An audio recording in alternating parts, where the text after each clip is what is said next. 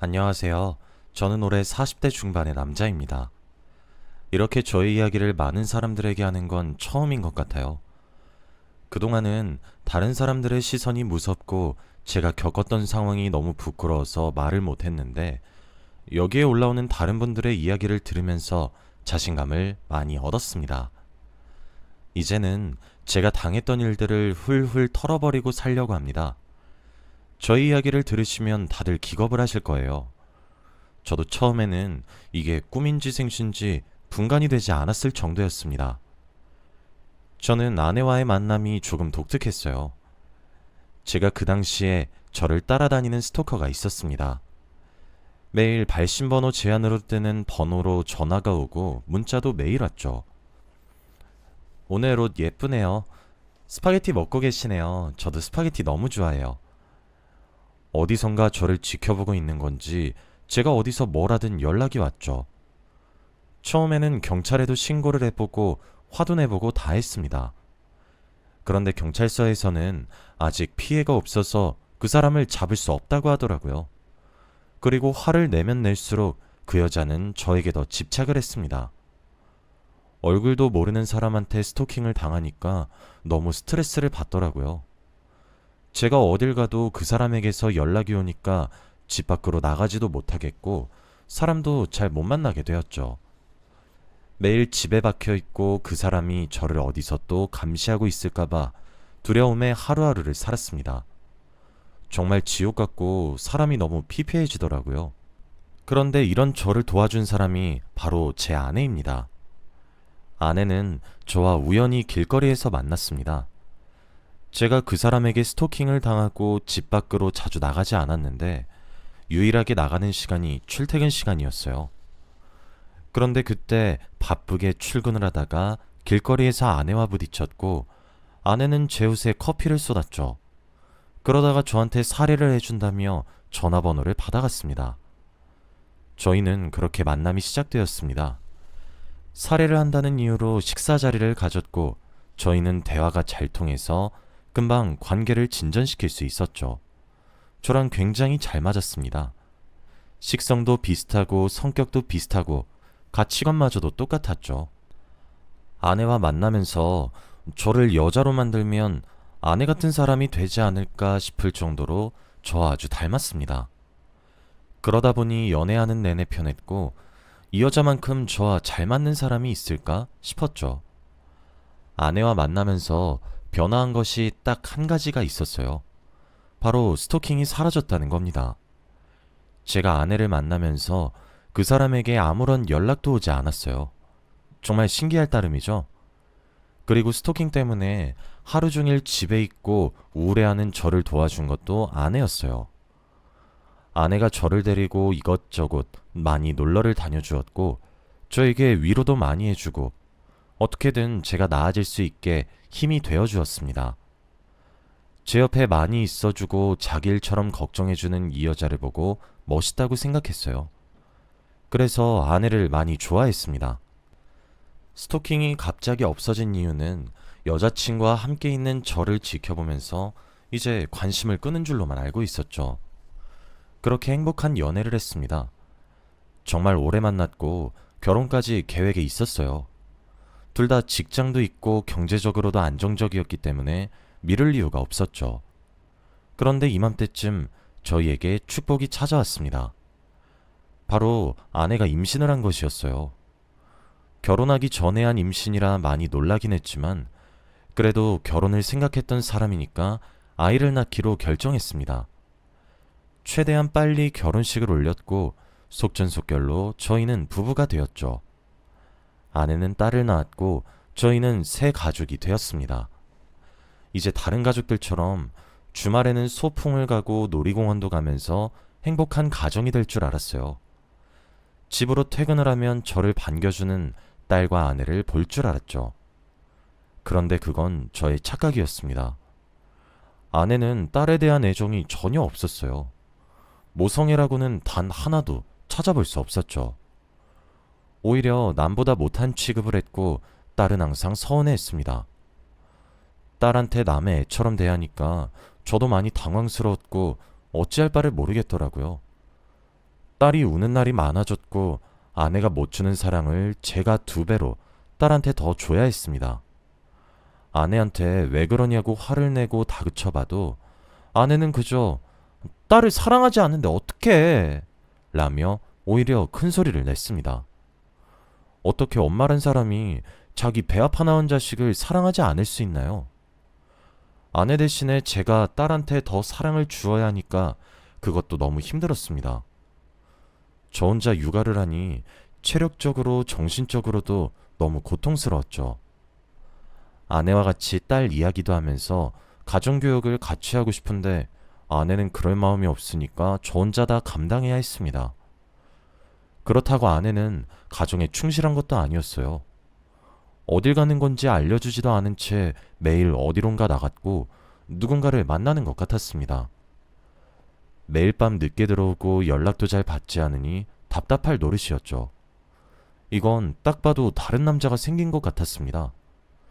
저와 연애를 할 때와 결혼을 하고 나서 저를 바라보는 눈빛이 많이 달라졌거든요. 집에 아내가 잘 없어서 대화를 하지 않은 지도 오래되었고 하다못해 눈을 마주친 것도 언제인지 기억이 나지 않습니다. 저희의 관계가 무너지는 듯한 느낌을 매일매일 받고 있었죠. 그동안 딸은 점점 커갔고 엄마를 그냥 없는 사람 취급하더라고요. 클수록 딸은 엄마를 부르지 않게 되었고 한 지붕 아래에서 같이 살지만 거의 남보다 못한 사이가 되었죠. 어디서부터 어떻게 잘못된 건지 너무 답답했습니다. 가정이 산산조각이 난 느낌이었어요. 아내한테 대체 어디서 뭐라고 다니냐고 제발 정신 차리라고 타일러봐도 아내는 들은 채도 하지 않았습니다. 아내의 불륜을 옆에서 지켜보는 게 정말 할 게 못 되더라고요.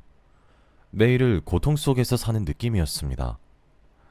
이미 아내는 돌아올 수 없는 길을 선택한 것 같았고 저는 모든 신뢰가 다 무너졌어요. 제가 많이 참고 기다렸지만 아내는 더하면 더했지 돌아올 생각이 없어 보였죠. 저도 할 만큼 했다는 생각이 들었고 이미 마음 떠난 사람을 붙잡고 싶지 않았습니다. 그래서 이제는 제대로 아내가 대체 뭐라고 누구를 만나는지 알고 싶었죠. 아내가 대체 뭐라고 다니는지 알아보려고 하는데 그때 아내의 휴대폰 요금을 봤어요. 아내가 항상 돈을 이체해서 몰랐는데 전화요금이랑 문자요금이 엄청 많이 나왔더라고요. 그달만 그랬던 것이 아니라 몇 달 전부터 계속 그 가격이었습니다. 대체 누구와 전화를 하고 문자를 하길래 이렇게 요금이 많이 나오나 싶었죠.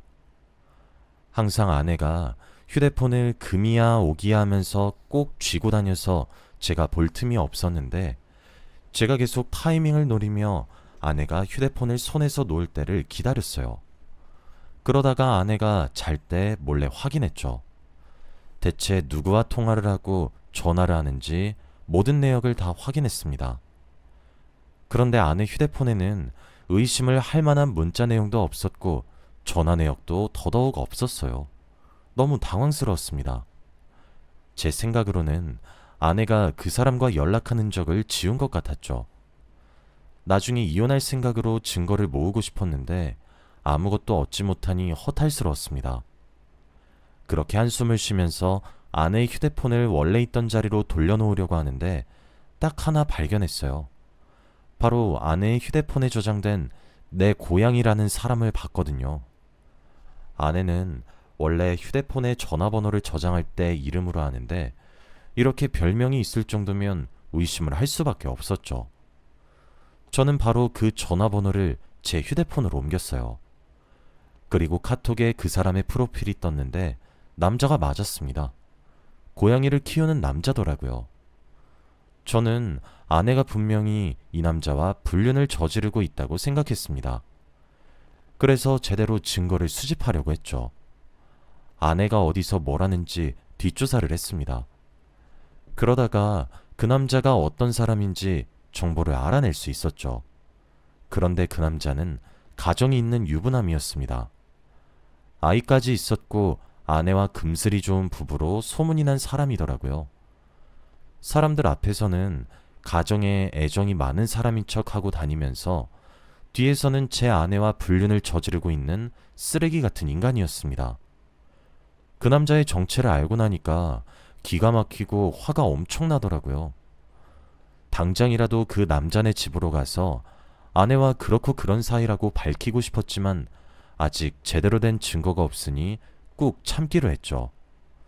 그러다가 저는 그 남자와 아내가 같이 있는 장면을 목격했습니다. 그 남자가 워낙 고양이를 애지중지 키우다 보니 동물병원을 자주 갔는데 아내가 그 동물병원에 있었어요. 저는 그 순간 마음을 굳게 먹었습니다. 이제 정말 그 두 사람의 불륜을 확신하게 된 계기가 되었죠. 정말 참아보려고 했지만 저는 그 남자에게 선전포고를 하기로 결심했습니다. 며칠 뒤 저는 그 남자한테 개인적으로 연락을 해서 만나자고 했어요. 그 남자는 갑자기 모르는 남자가 만나자고 하니까 많이 당황스러워 하더라고요. 그러다가 제가 당신이 만나는 여자 남편 되는 사람이니까 만나서 긴히 이야기 좀 나누죠. 라고 하니 그게 무슨 말이냐고 자신이 만나는 여자가 어딨냐며 말도 안 되는 소리를 해댔습니다. 말이랑 행동이 전혀 맞지 않았고 저는 그 남자의 말을 무시하고 막무가내로 문자로 장수할 시간을 보냈죠. 그 남자와 만나자마자 저는 제 아내와 관계를 정리하라고 했어요. 당장이라도 그만두지 않으면 가족들에게 다 알릴 거라고 하면서 말이죠. 그런데 갑자기 모르는 남자가 나타나서 이렇게 말을 하니 많이 당황을 하더라고요. 그게 무슨 말이냐며 자신이 누구와 관계를 정리해야 하냐는 말을 했습니다. 알고 있으면서 모른 척하는 그 남자를 보니 정말 얍삽한 놈이라고 생각했어요.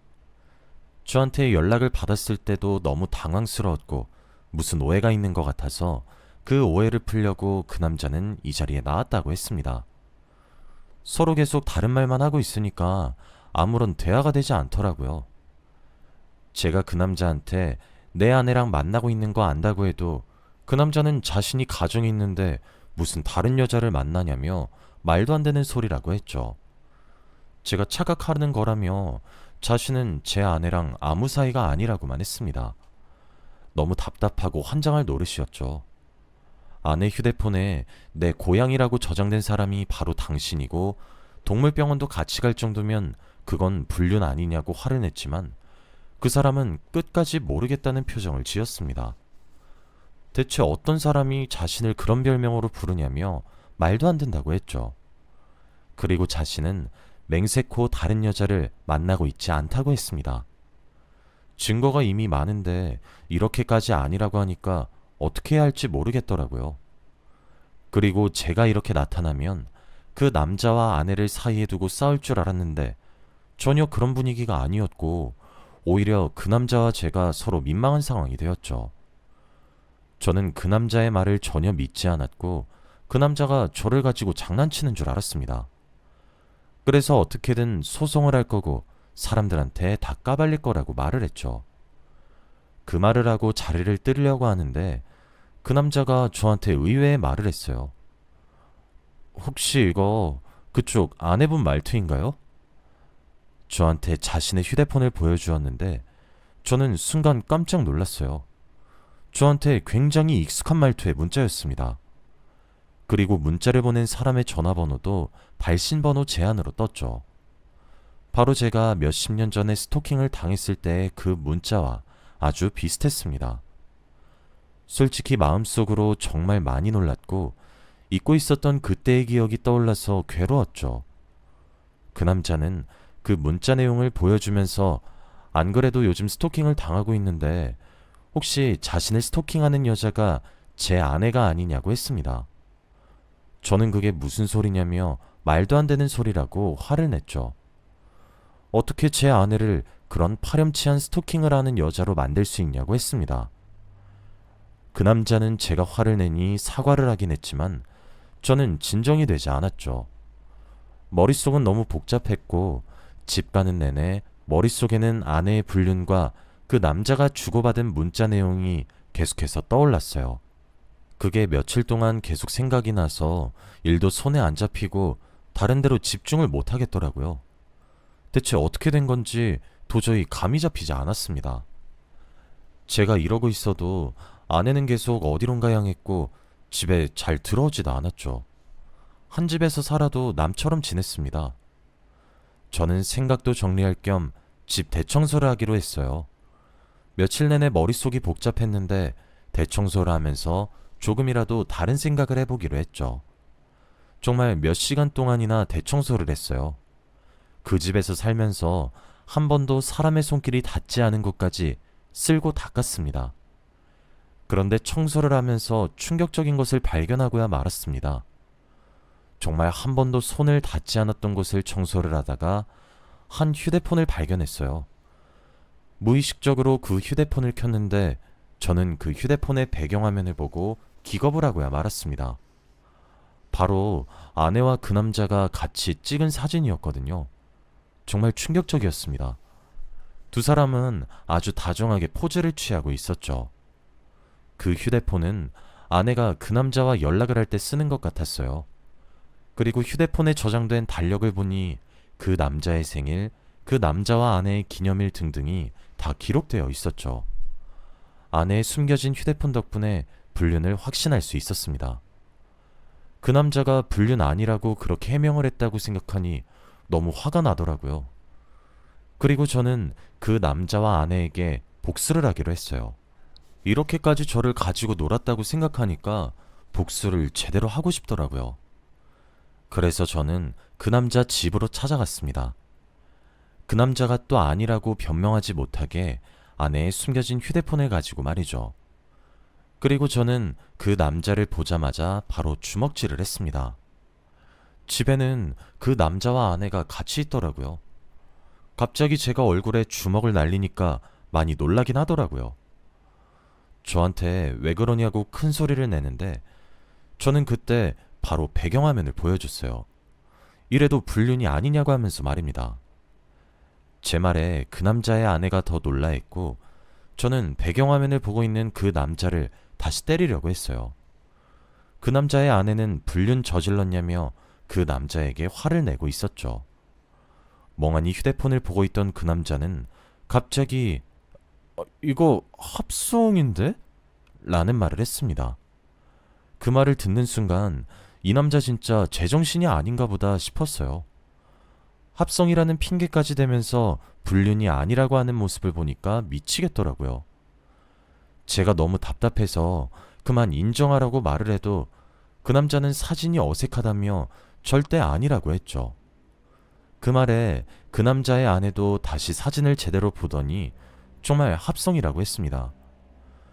두 사람이 그러니까 정말 어떻게 해야 할지 모르겠더라고요. 그 남자는 아내의 휴대폰을 열어서 문자 내용을 확인했습니다. 그런데 갑자기 에이씨, 인연이 스토커였네 라고 하더라고요. 저는 무슨 소리냐며 당장 휴대폰을 보았는데 정말 그 남자가 받은 문자를 보낸 사람이 바로 아내였어요.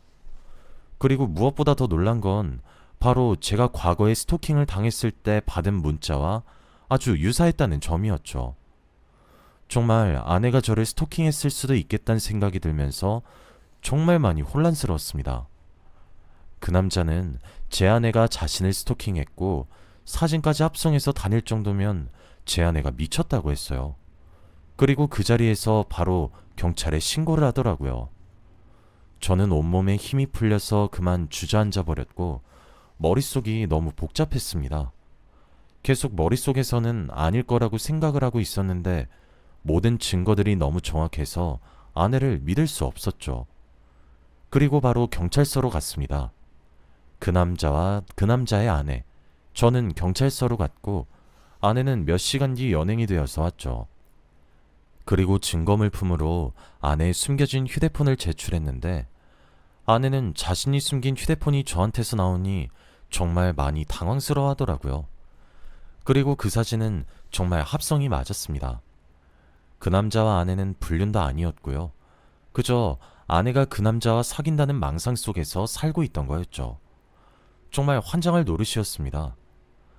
며칠 동안이나 조사를 받으면서 알게 된 충격적인 진실이 있었어요. 바로 저를 스토킹한 사람도 아내였습니다. 아내와 만나고 나서 스토킹이 멈춘 이유가 바로 아내가 범인이었기 때문이죠. 아내는 저를 만나기 위해 일부러 커피를 제 옷에 쏟았고 결혼을 하기 위해 일부러 임신을 했대요. 정말 그 말을 듣는데 머릿속이 새하얘지더라고요. 저는 아내의 소나기에서 놀아났던 겁니다. 전부 다 아내의 계획이었던 거죠. 어떻게 스토킹한 사람한테 위로를 받을 수 있었을까요? 저와 잘 맞았던 이유도 아내가 저를 잘 알았기 때문에 가능했던 일이었습니다. 그리고 저와 결혼을 하고 나서 그 남자를 스토킹한 것이었어요. 제가 스토커와 결혼을 했다는 생각에 정말 이게 꿈인지 생신지 모르겠더군요. 하루하루를 어떻게 살았는지도 모르겠습니다. 버티듯이 살았어요. 그렇게 저는 아내와 이혼을 하게 되었습니다. 그런 여자를 만난 제 자신도 너무 한심했고, 진작에 알지 못했던 것도 너무 바보 같았어요. 몇 날 며칠을 뜬 눈으로 밤을 지새웠고 일상생활도 불가능했죠. 제가 이렇게 힘들어하고 있으니 제 착한 딸이 저를 위로해 주더라고요. 저는 그 순간 정신을 차려야겠다는 생각을 했습니다. 제 딸을 위해서라도 얼른 훌훌 털어버리고 일상으로 돌아와 가장으로서의 노릇을 해야겠더라고요. 저는 그때부터 딸을 위해서 살기로 했습니다. 그런 쓰레기 같은 여자를 만난 건 정말 인생의 가장 큰 오점이지만 제 딸을 낳은 건 인생의 가장 큰 축복이니까 말이죠. 저는 딸을 보면서 하루하루 살아갈 낙이 생겼고, 그래도 빨리 그 상황에서 빠져나왔습니다. 저희 부녀는 사이가 너무 좋았어요. 과거의 이야기는 절대 하지 않았고, 처음부터 저와 딸만 있었던 것처럼 살다 보니 너무 행복하더라고요. 그렇게 지금까지 살고 있습니다. 지금 생각해보면 어떻게 저한테 이런 일이 생겼나 싶어요.